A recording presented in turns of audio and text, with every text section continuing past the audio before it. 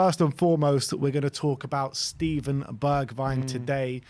We had the update from Fabrizio Romano last night saying Steven Bergwijn to Ajax. Here we go. Deal almost done. Tottenham and Ajax closing on final details. Spurs always wanted 30 million euros and they will receive 30 million euros fee.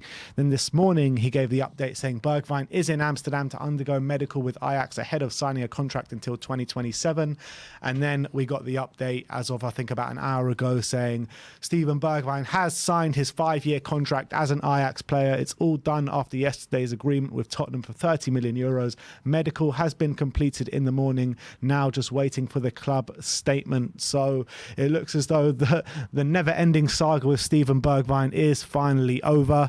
I, for one, is sad to see the back of him because I always thought there was a player in there. I mean, when he first came to Spurs, it started off like an absolute house on fire with that debut against Man City, grabbing us a goal in that 2-0 win.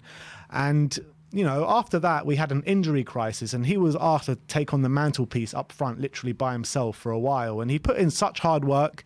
And I thought there's definitely the nucleus of a really good player there. And then for some reason or another, manager changes and everything like that didn't work in his favour. And then kind of under Antonio Conte, I felt like something did click. And every time he did play, he provided to the team very positively. But we just weren't able to see him on the pitch as much as he would have liked or we would have liked. And I think that probably at this stage now, it's probably best for all parties that he has moved on. Yeah, it's a shame because he came into the club at a weird time, and I think he came full of confidence, and you saw that confidence as soon as in the first few games, and I thought he was absolutely exceptional. But I think the confidence was sapped out of him for a long time, and I feel awful that we had a very talented player. We weren't able to see the best of him in a Tottenham shirt, even though we saw glimpses of it. We didn't see it on a consistent enough basis, and that's a real shame, considering the talent he clearly has. And look, he's not the only player who has struggled during the time that he's come in. I think a lot of the squad, post Pochettino sacking and during the Mourinho period. Even during that period, he was doing a really good job for the team. Like when we were top of the league and stuff, he was doing such good work, but unfortunately wasn't good work of going the way he would want it to go. It was more defensively, and then obviously the longer he was going without getting a goal, the confidence was sapping out of him for a long time. Then he obviously rebuilt it under Conte. I thought, especially for the first few months of Conte, he was really good, and then it all culminated in that Leicester moment where he got 2 goals, and Conte said he wanted to play him up front. He looked like he thought he was more of a number 9 than a winger, and it seemed to be that way because every time he was playing in that role, he was making a difference. Holland as well. But I just think for some reason. Yeah, and for Holland, he scored more goals for Holland than for Spurs in the last 2 years. 6 goals for Holland, 5 for Spurs. But for some reason, I really thought that Leicester moment was going to be the moment where he kicked on, and it was the reason we didn't sell him. It was because of that Leicester moment. He was going to go to Ajax for 17 million, and then we decided to put a hold on that. But for some reason, he never got the chances he should have after that Leicester game. He only got, again, fleeting moments as a substitute. I think he only had 1 Premier League start in total under Conte, and I think it was that away game at Chelsea, which we lost 2-0, and we had big injury problems.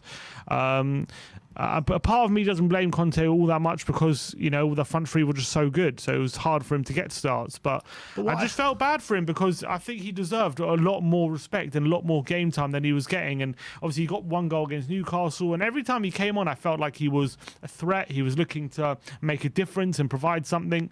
But unfortunately, for one reason or another, it just he didn't get the game time that he would have felt he deserved for how he was playing, and it's led to a situation where he felt like he had no choice but to leave. The annoying thing is, I feel like under different circumstances he could have waited just to be a tiny bit more patient, and he would have probably got the game time this season. But I think unfortunately he's just run out of patience, and it's understandable. Yeah, and I think that either way, I would much prefer to have Richarlison in the squad anyway than a Steven Bergwijn. I'd like to have both. I would like to have both, and I think that would probably be to the detriment of Lucas Moura, and I think that's what I kind of blame Conte for a little bit last season, because I always felt that he favoured Moura more than Bergwijn, and I never really understood it because I felt that Bergwijn was the one at that time that was performing a lot better.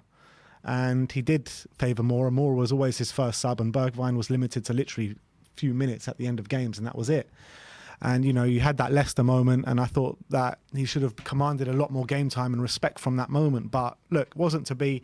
And I'm not gonna say like too much bad about Antonio Conte, because at the end of the day, his decision, he knows more than anyone about it than us. So I think as it is for Bergwijn, we wish him all the best in the future. We hope he goes and smashes it out in Ajax. And yeah, we just wish and hope that he has a big career, but let's just hope it doesn't come back and bite us. That's the only thing.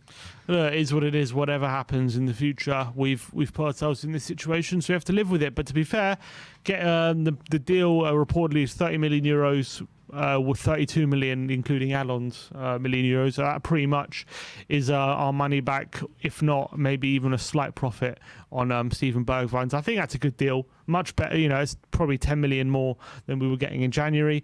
You can put that towards reinforcing in the squad again for replacing a player who maybe isn't so happy with his role at the moment.